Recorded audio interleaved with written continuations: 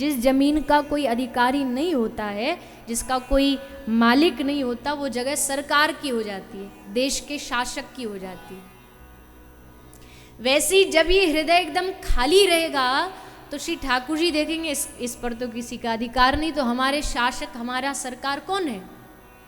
ठाकुर जी हैं। सो वो हमारे हृदय पर कब्जा कर रहे हैं, वो हमारे हृदय, हमारे चित्त को अपना बना लेंगे। इसलिए इस रस में डूबे रहो। अगर चाहते हो ये चित्त हमारा भगवान का हो जाए, ठाकुर जी का हो जाए, तो इस रस से कभी बाहर मत निकलना। और ये रस इतना पवित्र है, जो जो पिया, ध्रुव ने पिया, प्रहलाद पिया, पिया भगत रैदास, दास कबीरा ऐसा पिया और न पिया कोई। तेरी कौड़ी लगे नहीं दाम रे, दीवाने पी ले रे हरि नाम। एक भी पैसा लगना नहीं,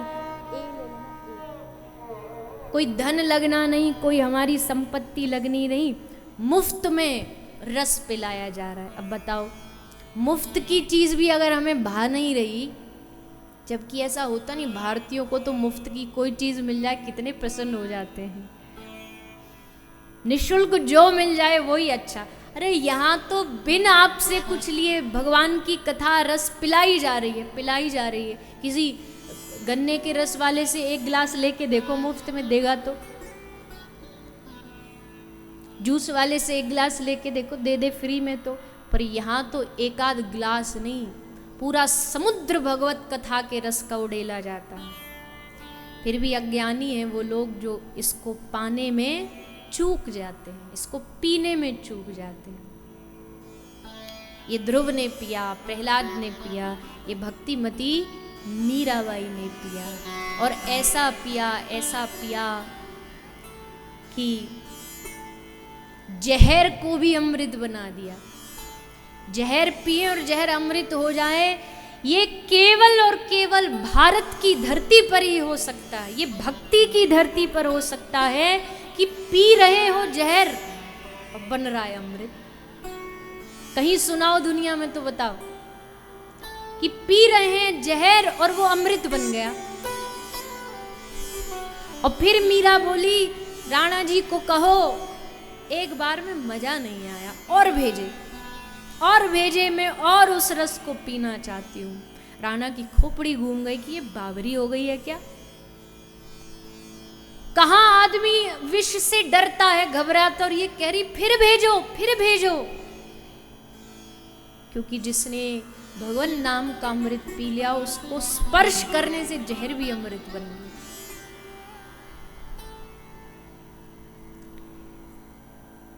ये चमत्कार नहीं है, कोई ये मत समझना चमत्कार। आजकल लोग भक्ति को भी चमत्कार समझ, ये चमत्कार नहीं है, ये भक्ति का परिणाम है।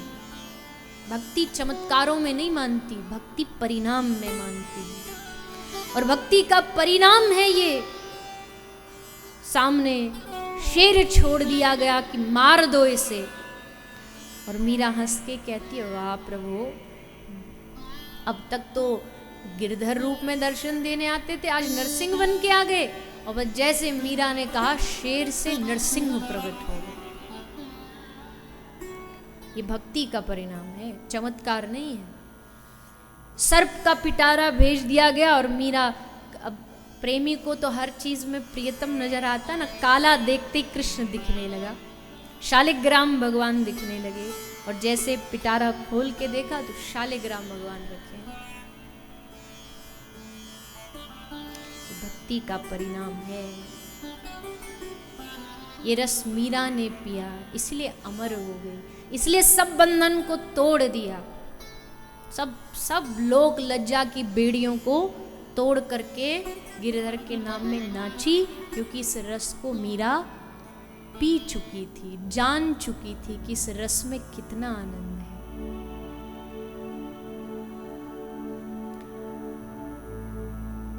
इतना राणा परेशान करता था मीरा को, तो जरूर मीरा ने छुप करके प्रेम किया होगा। तो मीरा कहती है, कोई कहे डर के, कोई कहे छुप के, पर मैंने लियो बजंता ढोल। मायरी मैंने लीनो गिरधर।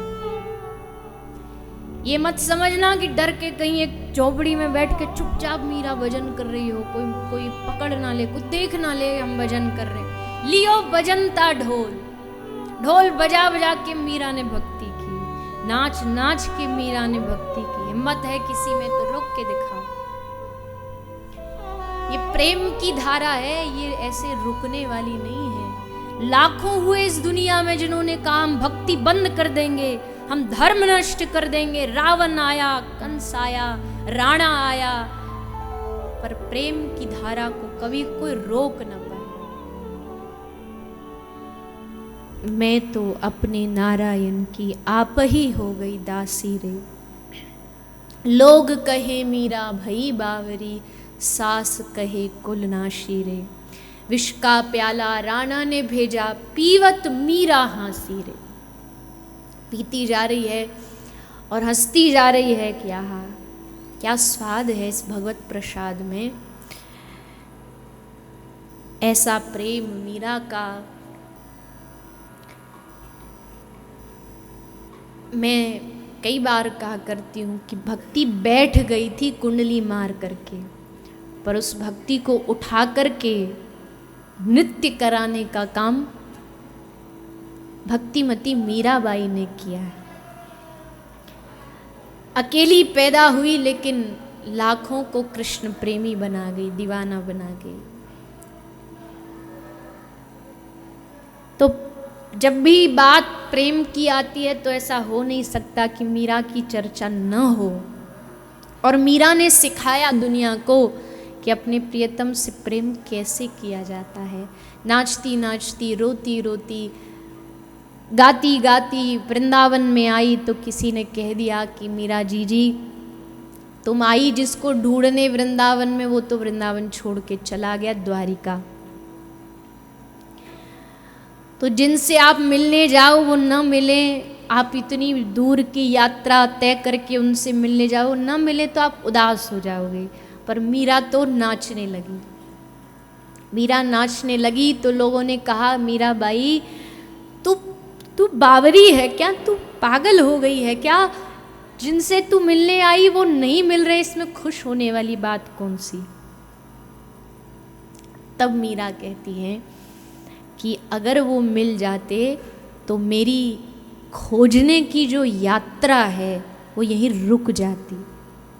गिरधर को खोजने की जो मेरी यात्रा है वो रुक जाती, यहीं ख़त्म हो जाती। लेकिन अब गिरधर यहाँ नहीं मिले तो अब द्वारिका तक उनको खोजती, ढूंढती, पुकारती, नाचती, गाती, मनाती जाऊंगी और वहाँ तक मेरी ये यात्रा चलती रहेगी। मिलने में कहाँ आनंद है। मिलने के बाद तो जो मिलन के बाद तो जो मिलने की पहले चाह थी वो भी ख़त्म हो गई। मिल जाए मिल जाए, मिल गया फिर तो कोई आशा बची नहीं। अब एक आशा तो है कि मिलेंगे, उनके दर्शन होंगे, ये आशा क्या कम है। ऐसी प्रेम की साक्षात मूर्ति भक्तिमती मीरा, ये रस मीरा ने पाया। तो ऐसी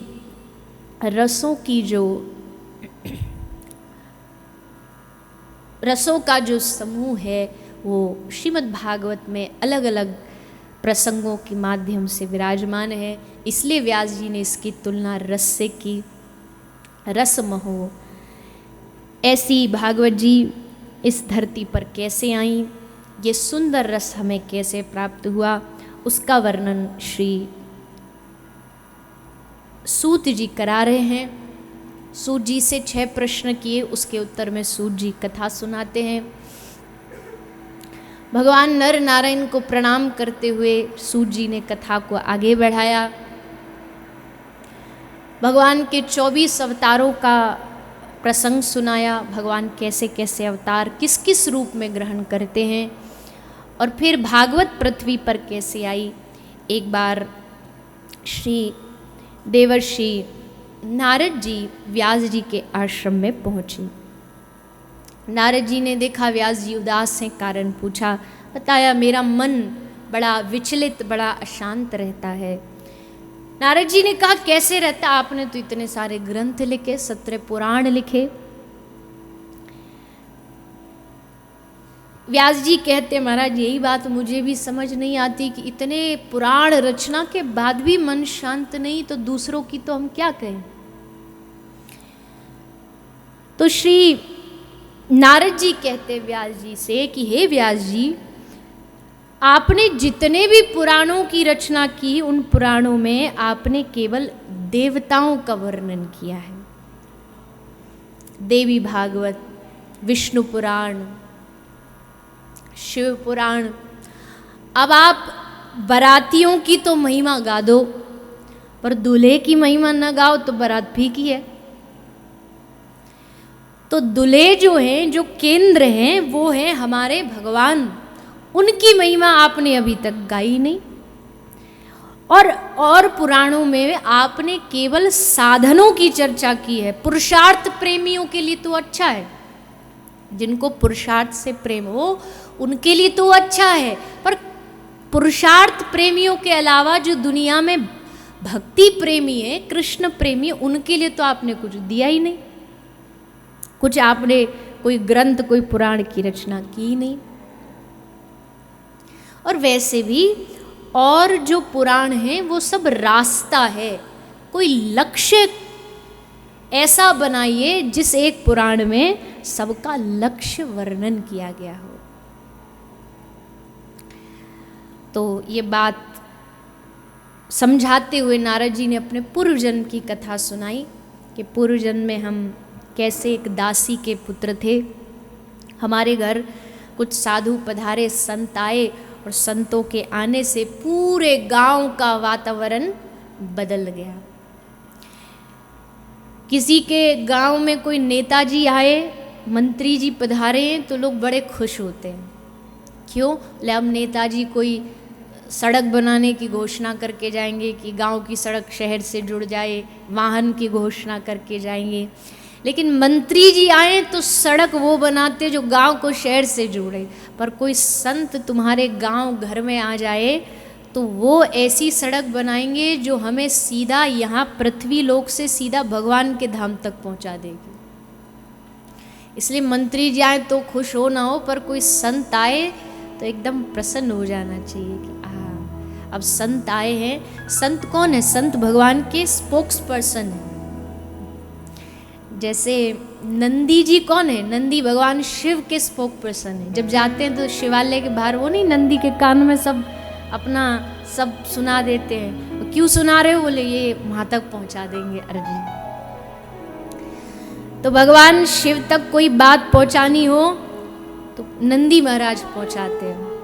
वैसे ही संत के कान में, संत की शरण में जो अर्जी लगाओगे, मतलब भगवंत तक जा रहे हैं, भगवान तक जा रही है।